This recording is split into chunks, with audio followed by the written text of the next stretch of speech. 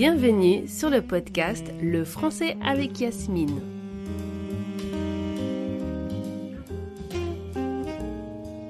Je suis Yasmine Le Cire, professeure rebelle de français langue étrangère et fondatrice de l'école Island French. Une école qui offre des cours de français pour adultes dans le monde entier. Avec Le français avec Yasmine, je te propose d'apprendre et pratiquer le français sans te torturer ni t'ennuyer.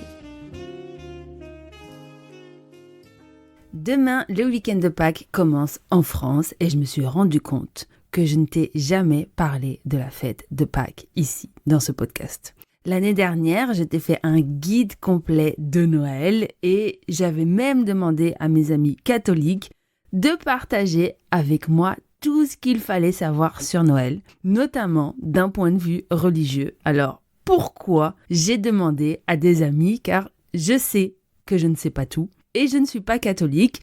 Je viens d'une famille mixte, d'une mère française d'origine algérienne, donc musulmane, et d'un père belge d'origine catholique, mais qui était très fâché avec l'Église, notamment parce qu'il était divorcé.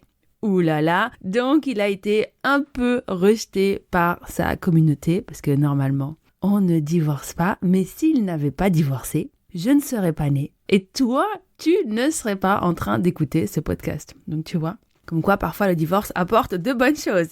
Donc voici pourquoi la religion catholique est en parallèle avec ma vie et je ne la connais pas très très bien. Pour Pâques, c'est pareil, j'ai demandé à mes deux amis qui connaissent très bien la religion catholique de me raconter ce qu'il faut savoir, car à Pâques, on ne fait pas que manger des chocolats, on fait bien plus de choses. Pâques, c'est aussi la chasse aux œufs, le lundi férié, le gigot d'agneau. Et donc, je leur ai posé la question et aussi, Pâques est une fête chrétienne, catholique, mais c'est un jour férié aussi en France, donc ça fait quand même partie un petit peu de la tradition. Je vais me concentrer uniquement sur la fête de Pâques catholique.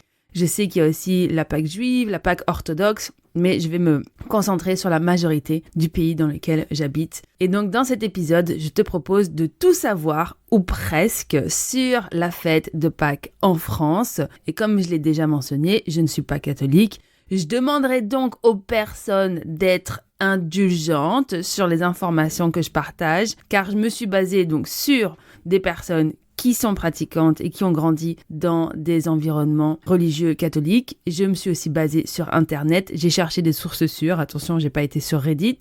Mais je n'exclus pas qu'il y ait des variantes en fonction des régions.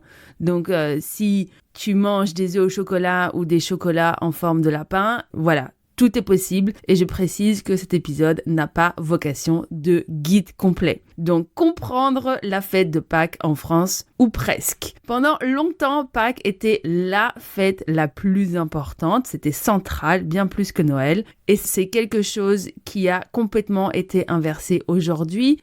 Noël est devenu la plus grande fête familiale avec les cadeaux, les lumières, les repas et surtout, c'est aussi célébré par des personnes non croyantes, non pratiquantes. Donc, il y a beaucoup de musulmans qui fêtent Noël, il y a aussi beaucoup de juifs qui fêtent Noël, il y a des personnes qui sont comme moi. Moi, je fête Noël. Ouais. Donc, par contre, je ne fête pas Pâques. C'est difficile à prononcer. Alors que Pâques, elle, reste quand même intrinsèquement chrétienne.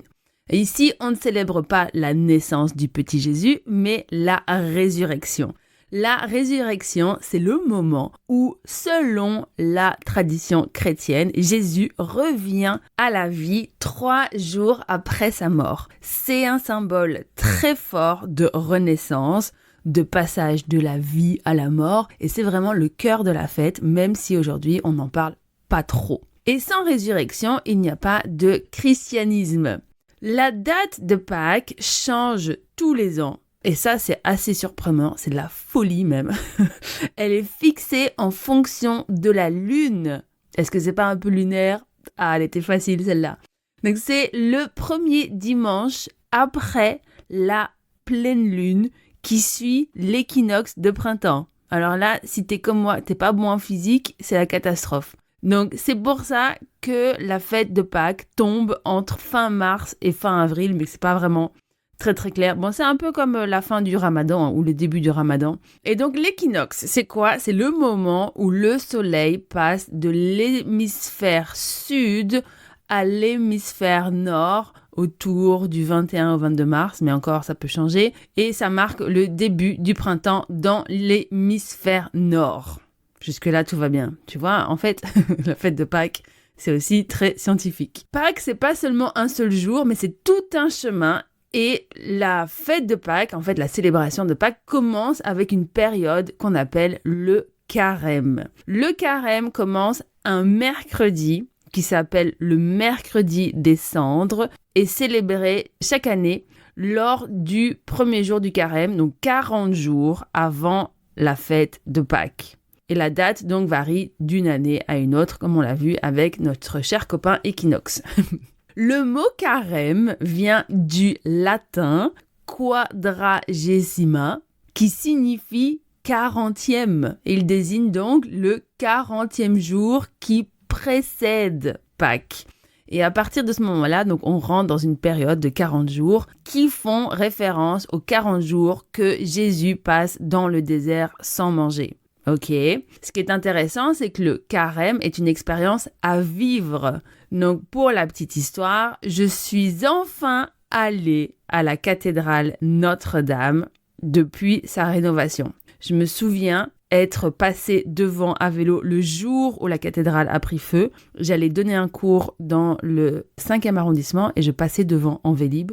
Et j'ai envoyé un message à mon ex-copain parce que je voyais de la fumée et je dis il se passe quelque chose à Notre-Dame. Et quand j'ai fini mon cours, je suis repassée devant, tout le monde était autour de Notre-Dame. J'ai encore des photos, je pense que pour ceux qui sont membres du club, je vais vous mettre les photos que j'avais prises à l'époque. C'était assez impressionnant. Et donc nous sommes en mars 2026 et je suis enfin allée voir Notre-Dame après la rénovation. Je sais...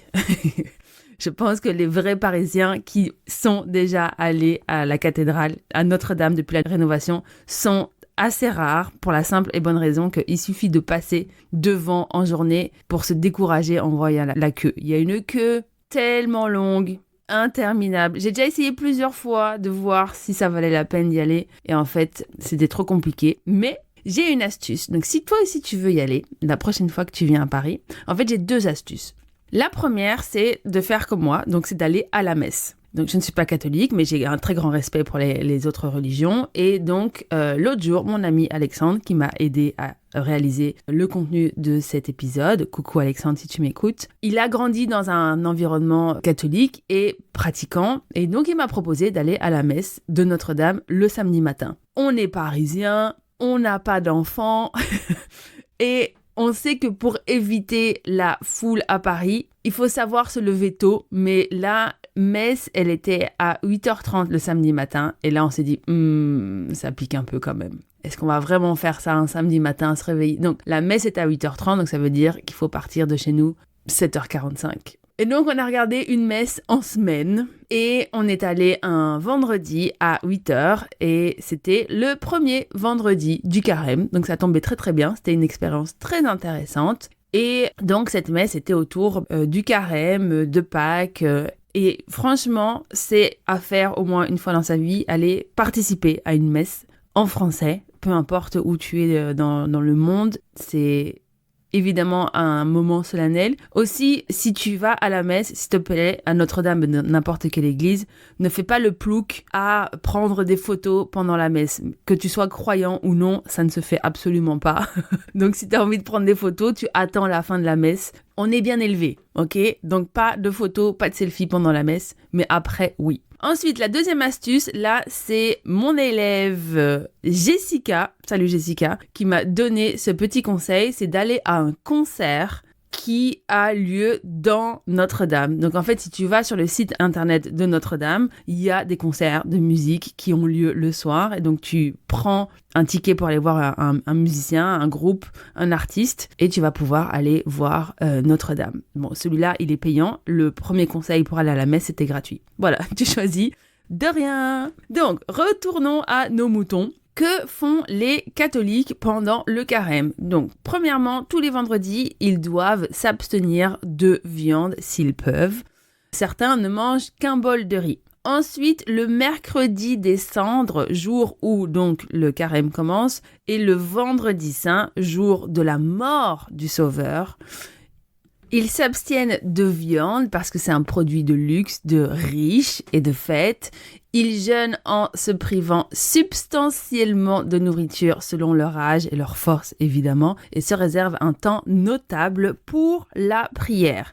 Chaque semaine et chaque dimanche de carême, il y en a 6 a une signification et correspond à une symbolique, à une étape qui se rapproche à chaque fois de la résurrection et donc de la fête de Pâques. Et quand on y pense, ce n'est pas si éloigné de tout ce qu'on voit aujourd'hui, les cures, les détox, les challenges sans sucre, les périodes où on décide de ralentir et de réfléchir. Là, ici, c'est religieux, d'autres, c'est pour la santé. Mais on est dans le thème. Le carême, c'est une période où on parle de repentance, on reconnaît ses erreurs, on demande pardon et on accepte de faire des efforts. À l'approche du 40e jour, on entre dans ce qu'on appelle la semaine sainte. Et parce que chaque jour correspond à un moment précis, le dimanche des rameaux, le jeudi saint, le vendredi saint.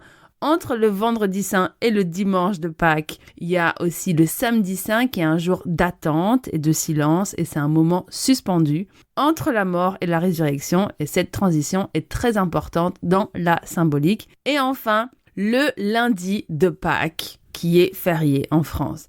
Qu'est-ce qu'on mange à Pâques? Parce qu'à l'approche de la fête de Pâques, on commence à voir dans les rayons des magasins des œufs en chocolat. Et je t'en parlais au début de l'épisode. Pour moi, je trouve ça très dangereux parce que j'adore le chocolat. Mais avant de te parler de chocolat, j'aimerais partager avec toi une autre spécialité de Pâques, l'agneau. L'agneau est très présent dans la tradition de Pâques, mais ce n'est pas un hasard ni simplement une habitude culinaire, c'est un symbole religieux très ancien, partagé à la fois par la tradition juive et chrétienne. Dans la Bible, l'agneau représente souvent une victime innocente, douce, pure, que l'on sacrifie et on le retrouve par exemple dans l'histoire d'Abraham à qui Dieu demande de sacrifier son fils Isaac et au dernier moment, Dieu l'arrête et lui demande de sacrifier un bélier à la place. L'agneau devient déjà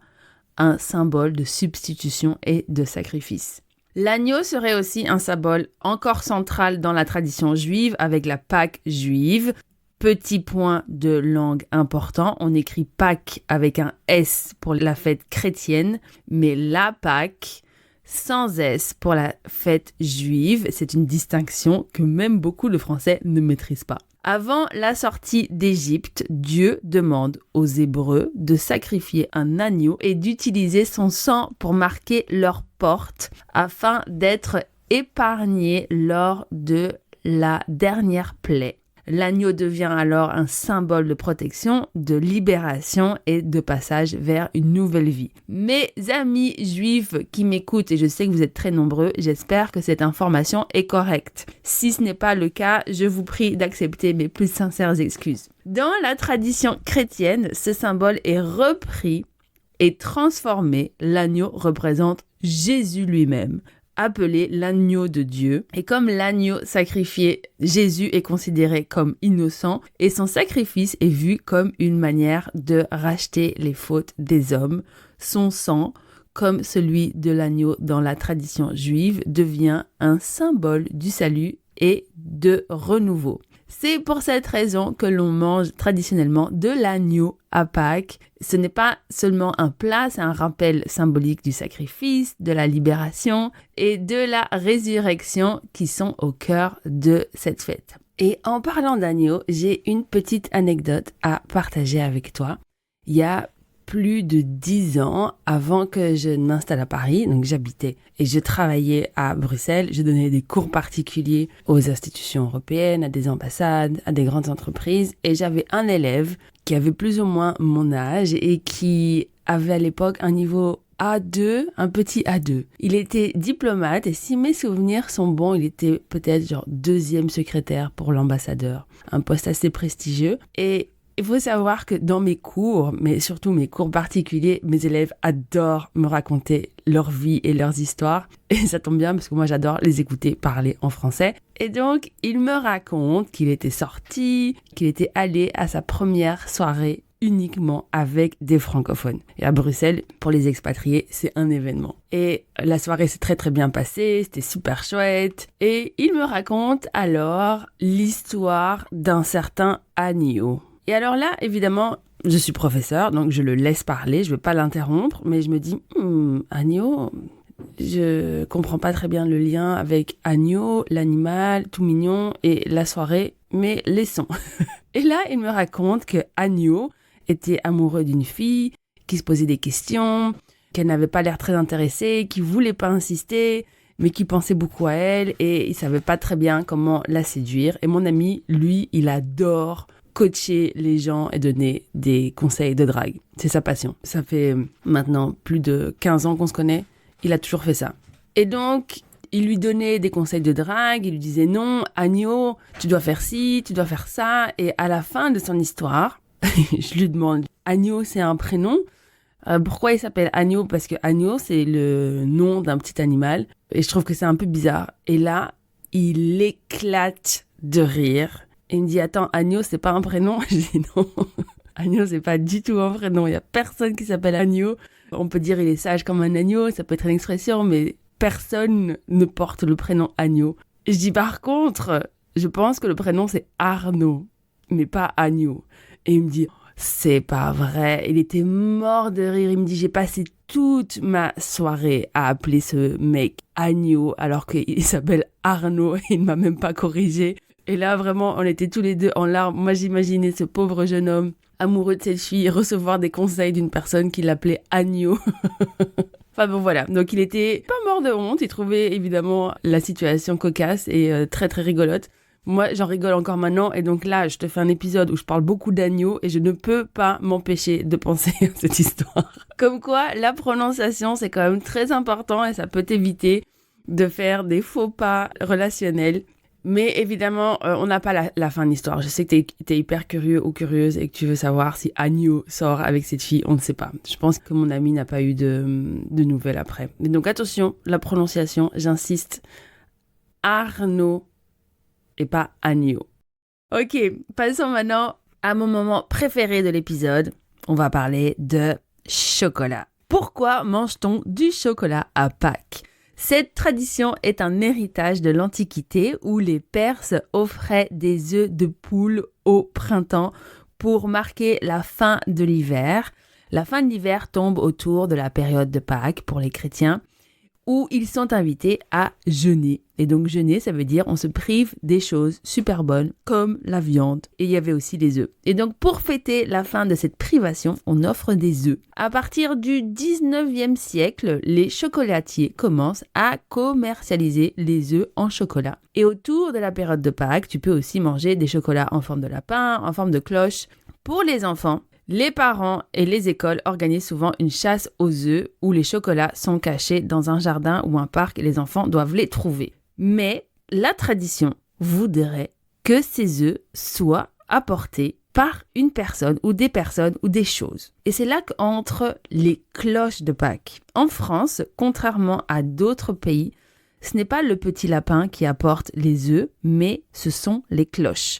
Selon la tradition, elles partent à Rome pendant quelques jours et reviennent le dimanche de Pâques en déposant les chocolats dans les jardins. C'est une spécificité très française. Il y a aussi un point très concret que j'aime bien mentionner pour Pâques parce que ça surprend. En France, le vendredi saint n'est pas férié, on travaille. Sauf, ça c'est le mot que tous mes élèves détestent en cours quand je dis « Ah, c'est la règle de grammaire, machin, c'est comme ci, c'est comme ça. » Sauf, et voilà, ici il y a un petit sauf, il y a une exception évidemment parce qu'on est en France. Et donc, on travaille le vendredi saint, sauf dans l'est de la France, en Alsace, donc le Bas-Rhin et le Haut-Rhin, et en Moselle. De toute façon, d'un point de vue religieux, c'est toujours différent dans cette région. Le 26 décembre est un jour férié là-bas, alors que ce n'est pas le cas dans le reste de la France. Dans le reste de la France, le jour férié, c'est le lundi de Pâques pour tout le monde. Pour terminer cet épisode en beauté, je te propose des phrases pour souhaiter une bonne fête de Pâques à tes proches. Le mot Pascal, sans E pour le masculin et avec un E pour le féminin, veut dire lié à Pâques. On peut parler de vacances pascales, de repas pascal ou week-end pascal. Et c'est un mot utile, mais c'est assez formel. Donc les personnes vont dire bon week-end pascal, joyeux week-end pascal, Pascal de la fête de Pâques. Attention, pas Pascal la personne, ok? Et ensuite, une information importante pour les vacances scolaires. Moi, j'ai grandi dans un enseignement francophone et à l'époque, on disait les vacances de Pâques. Aujourd'hui, ça a changé. Il me semble qu'on appelle ça les vacances de printemps. À confirmer, mais il me semble que c'est ça. Et donc, quand on regarde tout ça, on se rend compte qu'on a gardé beaucoup de traditions, qu'il y en a certaines autour des repas, autour de chocolat, mais Pâques, c'est bien plus que du chocolat. Et qu'on pratique ou non, c'est quand même très intéressant de se pencher dessus. Pour les membres du club, j'aimerais qu'on continue cette conversation, soit dans le live Q&A qu'on va avoir lundi, soit dans Discord ou dans votre espace membre. Est-ce que vous fêtez Pâques? Est-ce que c'est Pâques juive, Pâques orthodoxe, Pâques chrétienne? Bref, je veux tout savoir. Comment vous fêtez ça? Comment vous le célébrez? Avec quoi? Qu'est-ce que vous mangez? On continue cette conversation et si tu n'es pas encore membre du club, tu peux nous rejoindre sur lefrançaisavecYasmine.com/club. Salut!